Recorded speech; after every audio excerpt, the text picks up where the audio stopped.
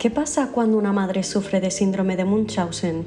Imagina que durante más de 20 años sufres abusos físicos y psicológicos de la persona que debe protegerte y cuidarte, forzándote a fingir enfermedades y lesiones para ganarse la simpatía de la gente que le rodea. Esta es la historia de Gypsy Rose Blanchard. El baúl de mis gatos, siéntate a escuchar y disfruta. Muy buenas, curiosos. Bienvenidos a vuestro podcast El baúl de mis gatos, donde todas las semanas hablaremos, opinaremos y nos sumergiremos en leyendas urbanas, crímenes reales e historias que nos ponen los pelos de punta. Didi Blanchard sufría del síndrome de Munchausen por poderes, lo que la llevó a maltratar física y psicológicamente a su hija Gypsy Rose para que fuera totalmente dependiente de ella y así recibir ayudas del Estado. Lo que no sabía Didi era el trágico final que tendría esta historia. Claudine Pitre nació en Chackby, Luisiana, el 3 de mayo de 1967, pero su familia cariñosamente la llamaba Didi. Era una de los 6 hijos de Emma Pitre y Claude Pitre. Didi siempre fue considerada como el bicho raro de la familia, porque había algo que no terminaba de cuadrar en su personalidad y sus propios familiares tienen una larga lista de cosas que no terminan de encajar, llegando al punto de creer que inclusive llegó a asesinar a su propia madre Emma. Emma, que ya no podía valerse por sí misma para ser independiente, quedó al cuidado de su hija Didi y aparentemente ella no la alimentaba, simplemente le administraba medicamentos que no le habían recetado. Didi trabajó como auxiliar de enfermería y eso le permitía tener ciertas libertades. Como era la única que tenía nociones médicas en la familia, pues se atribuyó la tarea de cuidadora. Emma y Claude Pitre se divorciaron durante la infancia de Didi y su padre volvió a casarse. La esposa de Claude ahora era Laura Pitre, la cual ha acusado a Didi de haber intentado matarla envenenando su comida con pesticida.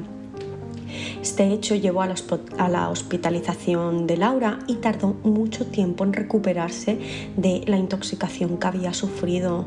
En entrevistas ha declarado que si las cosas no salían como quería Didi, entonces se encargaba de que pagaras el haberle arruinado sus planes.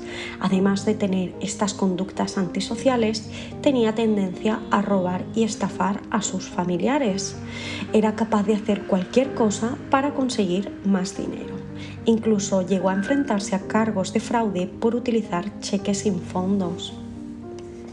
A los 24 años, Didi tenía una relación con Rod Blanchard, de 17 años, y ella se quedó embarazada.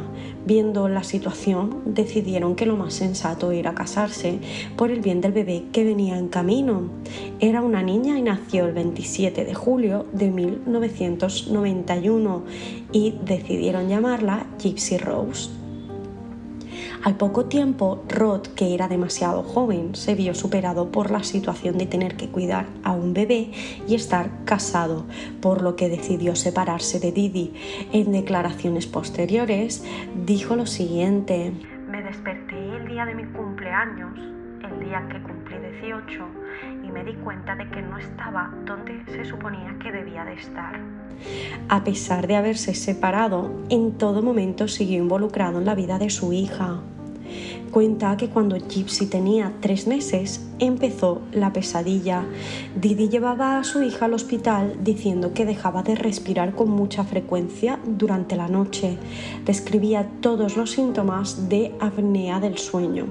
Después de realizarle varias pruebas a Gypsy en diferentes ocasiones, pues conectándola a monitores del sueño, etc., le dijeron que estaba totalmente sana, pero sin embargo Didi insistía en que la salud de su bebé estaba en peligro. Tiempo después, Didi aseguró que Gypsy sufría de distrofia muscular y la obligó a usar un andador, a pesar de que podía caminar perfectamente. Cuando Gypsy tenía 7 u 8 años, iba en moto con su abuelo y tuvieron un accidente muy leve. Simplemente se cayeron de lado y se raspó la rodilla. Pero nos imaginamos lo que sucedió en ese momento, ¿verdad?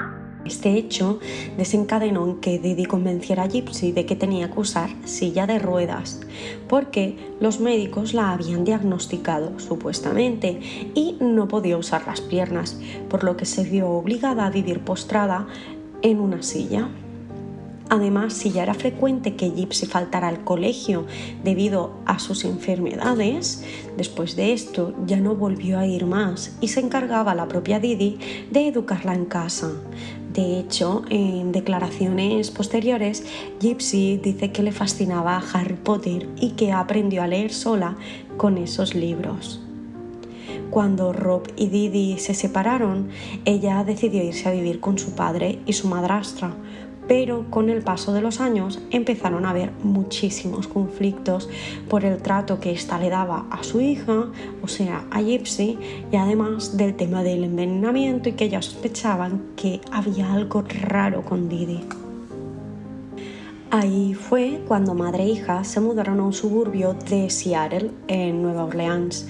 Vivían en viviendas públicas y pagaba las facturas con las ayudas que recibía por las supuestas enfermedades de Gypsy y la pensión que le pasaba a Rob de $1,200 al mes, la cual nunca dejó de pagar, inclusive cuando perdió el contacto con ambas.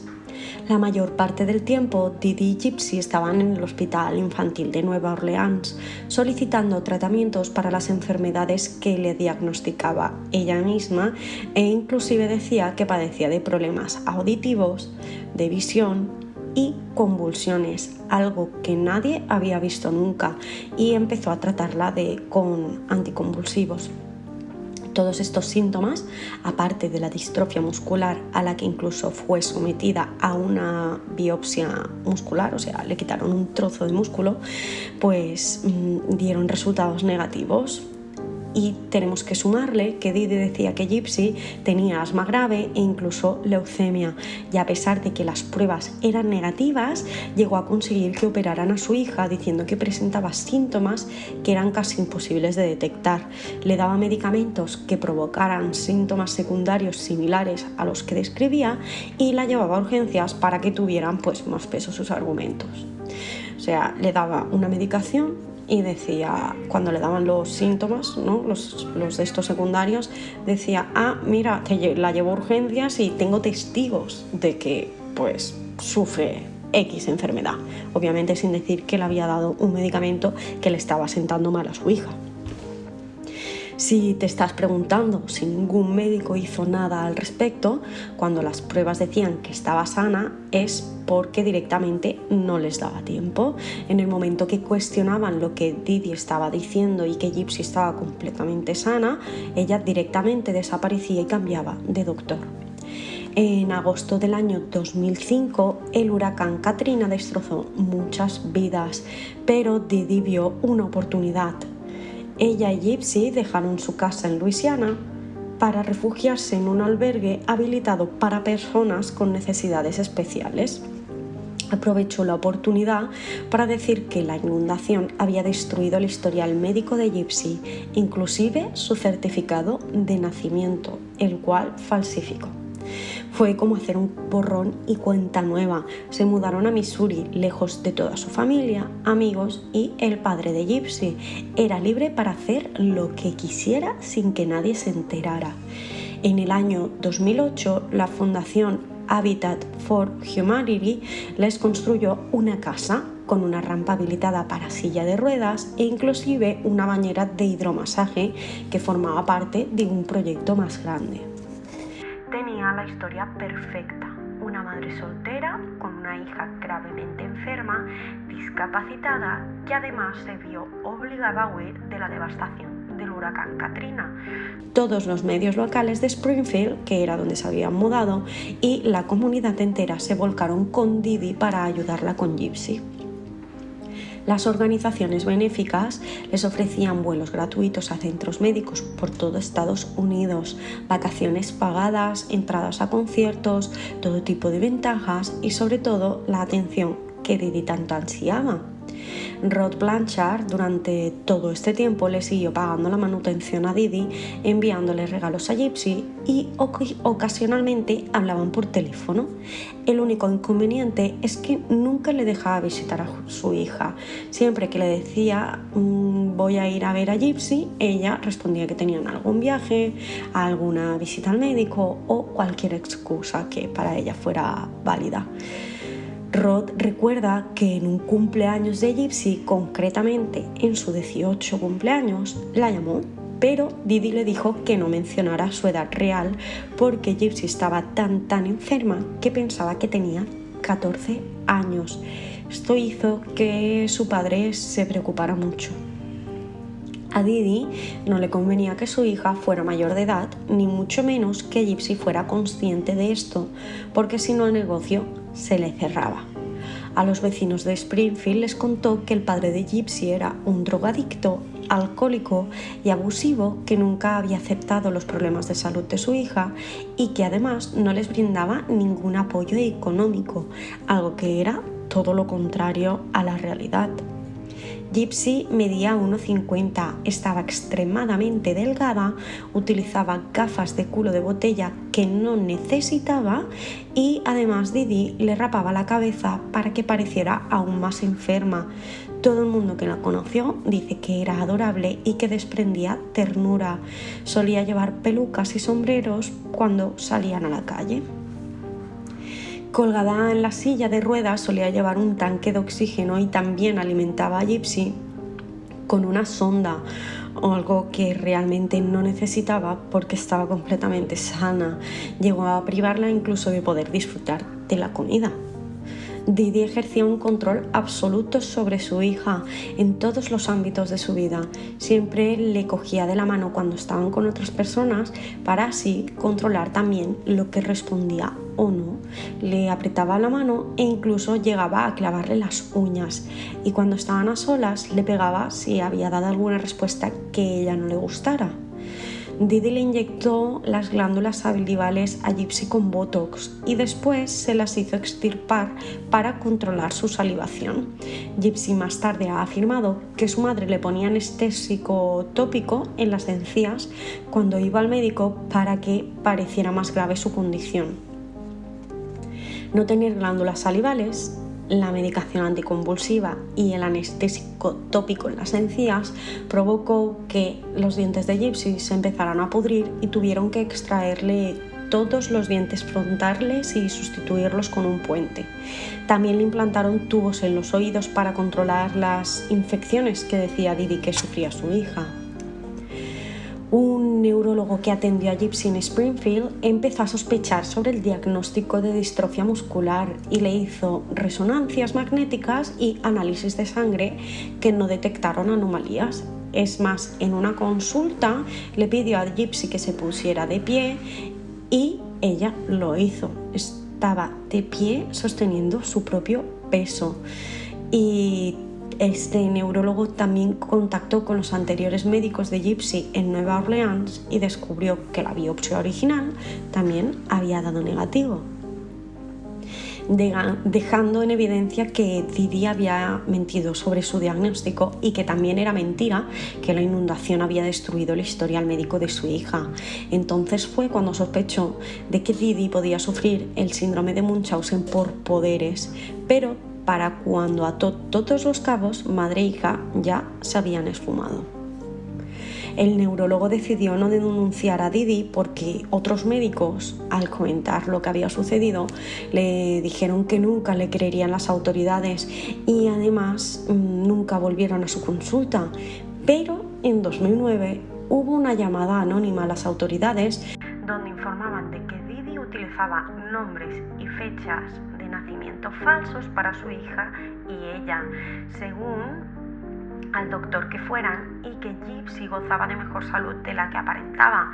A día de hoy aún no se sabe quién hizo esa llamada, pero es probable que fuera él si atamos cabos.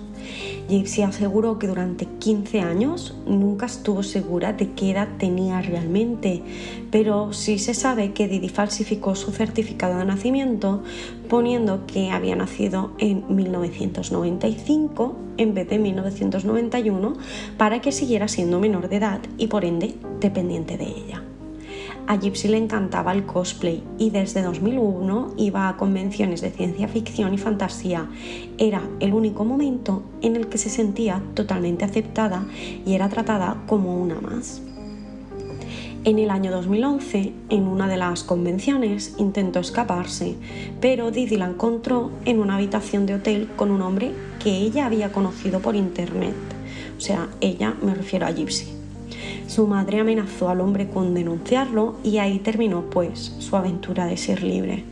Cuando llegaron a casa, Didi destrozó con un martillo el ordenador de Gypsy y le dijo que le destrozaría también los dedos si volvía a intentar escaparse. Después de esto, la tuvo atada y esposada a su cama durante 2 semanas seguidas.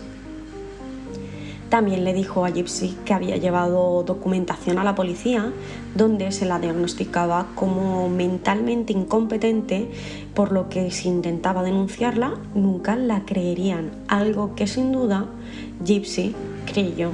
La única realidad que había conocido en su vida era la que Didi le había hecho creer.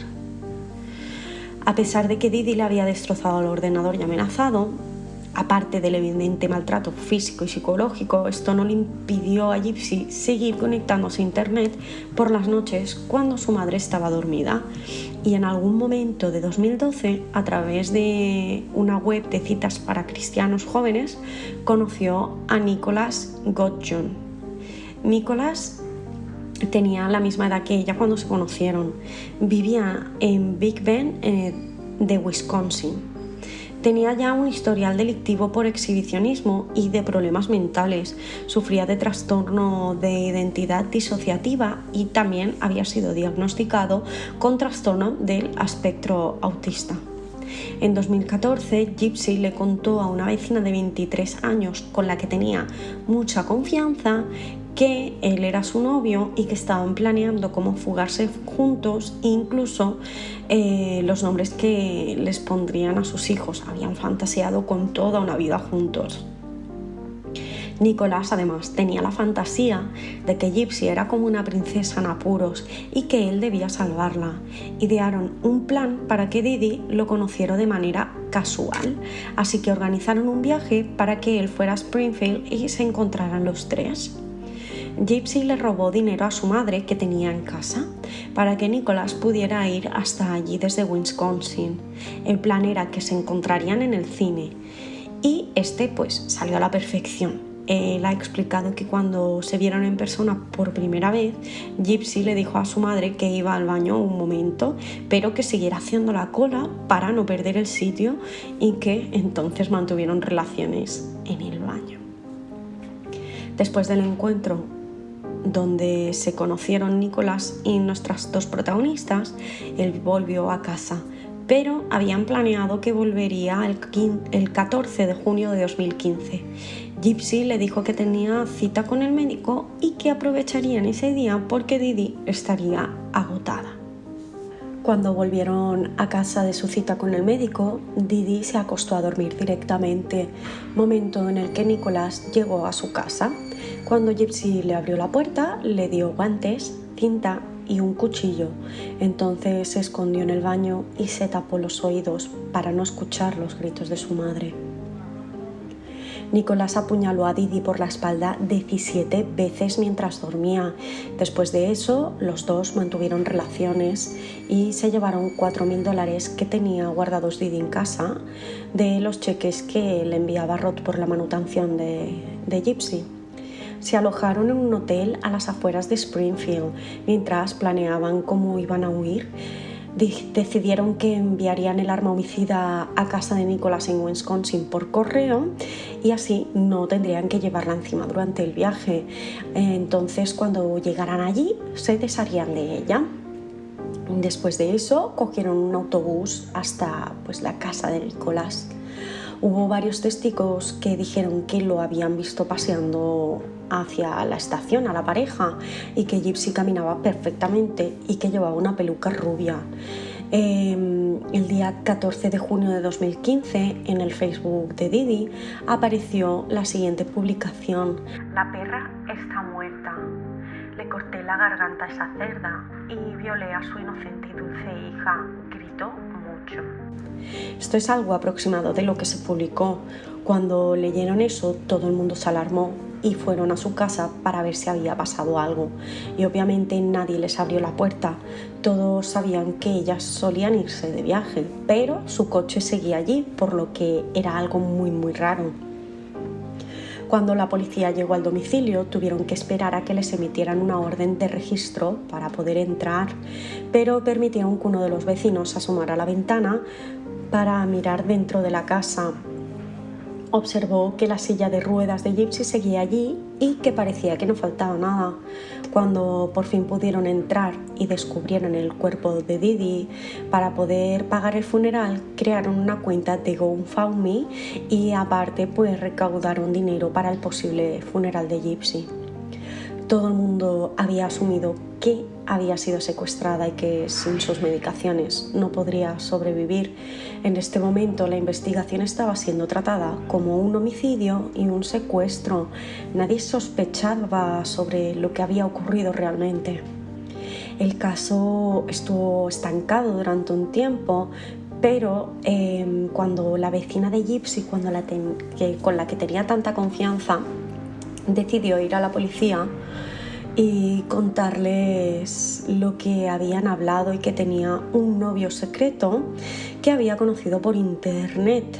Inclusive les enseñó capturas de pantalla donde constaba el nombre de Nicholas. Teniendo esta valiosa información, la policía solicitó a Facebook que les facilitaran la dirección IP desde la que habían publicado los mensajes de la cuenta de Didi y el resultado fue Wisconsin. Así que al día siguiente irrumpieron en casa de Nicholas. Tanto él como Gypsy se entregaron al momento y fueron retenidos bajo acusación de asesinato y acción criminal armada. La noticia de que Gypsy había sido encontrada sana y salva alivió a sus vecinos de Springfield. Obviamente no sabían la realidad. Los dos jóvenes fueron extraditados y detenidos bajo una fianza de $1 millón y el sheriff del condado, Jim Hornet, advirtió: las cosas no siempre son lo que parecen. Los medios de comunicación locales no tardaron en informar sobre la verdad acontecida sobre la vida de Didi y Gypsy Blanchard, que nunca habían estado enferma y que su madre la había hecho fingir. El sheriff le advirtió a la gente que dejara de donar dinero hasta llegar al fondo del asunto y saber hasta dónde llegaba el fraude. A pesar de los cargos que enfrentaban por asesinato en primer grado, la fiscal del condado, Ann Patterson, dijo que no pediría la pena de muerte o la cadena perpetua sin libertad condicional para Gypsy o Nicholas, quedando el caso calificado como extraordinario e inusual. Era evidente el abuso sistemático que Didi ejercía sobre Gypsy. Una vez la verdad salió a flote, claro. Durante el primer año que estuvo en la cárcel del condado, se hizo evidente ese maltrato continuo que recibía. Engordó 6,4 kilos, cuando lo habitual al entrar en prisión es bajar de peso. En julio de 2015, Gypsy aceptó un acuerdo de culpabilidad y la condenaron a 10 años de cárcel. Por otro lado, Nicholas era el que enfrentaba los cargos más graves porque los fiscales sostenían que él había ideado el plan para el asesinato y que ambos estaban de acuerdo en que él fue quien lo ejecutó. Él mismo también aceptó que había asesinado a Didi. En enero de 2017, el juicio de Nicholas fue aplazado cuando los fiscales solicitaron un segundo examen psiquiátrico. Sus abogados aportaron que tenía un coeficiente intelectual de 82 puntos. Para que os hagáis una idea, entre 70 a 79 puntos se considera discapacidad moderada, así que él estaba casi al límite. Por otro lado, al realizar los exámenes, también confirmaron el espectro autista, algo que debían de tener muy en consideración a la hora de dictar una sentencia, a pesar de que confesara. Finalmente, el juicio se fijó para noviembre de 2018 y la defensa alegó que Gypsy había manipulado a un hombre con discapacidad intelectual para que asesinara por ella a su madre, pero la fiscalía respondió enseñando las conversaciones que mantenían Nicholas y Gypsy, donde él participaba activamente, mucho más que ella, en los planes del asesinato. Incluso en algunos mensajes le pedía detalles sobre la habitación de Didi y sus hábitos de sueño, inclusive que tenía la fantasía de tener relaciones con Gypsy después de haber cometido el crimen, la cual cumplió. Finalmente fue condenado a cadena perpetua, por lo que pasará toda su vida en una cárcel. La familia de Didi no lamentó su muerte. Tanto su padre como su madrastra dijeron que se merecía su destino y que Gypsy no merecía más castigo que el sufrido. Ya al ser criada por su madre era suficiente. Ninguno se hizo cargo del funeral y tiraron sus cenizas por el retrete. Gypsy, por su parte, no habló con la prensa hasta que fue formalmente encarcelada, y lo primero que dijo fue que había estado investigando en los ordenadores de la prisión sobre el síndrome de Munchausen por poderes, que lo había escuchado durante el juicio y sentía que su madre encajaba totalmente en ese perfil. En 2022, Gypsy se casó en la cárcel, pero se separó en 2022 igualmente. Y también durante toda su condena ha recibido tratamiento psiquiátrico. Los traumas que su madre le dejó, dudo que pueda reponerse en algún momento por más tratamiento que reciba. El 28 de diciembre de 2023, hace apenas un mes, salió en libertad después de 8 años cumpliendo condena por asesinato en segundo grado, por haber confabulado para matar a su madre. Así que Gypsy Rose está en libertad, se ha casado con otro hombre y dice que tiene ganas de empezar su nueva vida. Además, sus cuentas de TikTok e Instagram cuentan con millones de seguidores, a lo que ella asegura en las entrevistas que nunca busqué la fama. Bueno, curiosos, y hasta aquí el episodio de hoy. Muchísimas gracias por haberme escuchado una semana más. Podéis ver imágenes del caso y otras cositas interesantes en nuestras redes sociales. Os dejo los enlaces en la caja de descripción. No olvides suscribirte para estar al día con todos los nuevos episodios, darle me gusta si te ha gustado este episodio y dejarme tus comentarios con casos que os gustaría escuchar. Por cierto, somos ya casi 100 suscriptores y estamos a día de hoy a 1 de llegar a los 100 en YouTube. Y aparte tenéis también ahora todos los episodios disponibles en iVoox. Nos vemos la semana que viene en un caso más.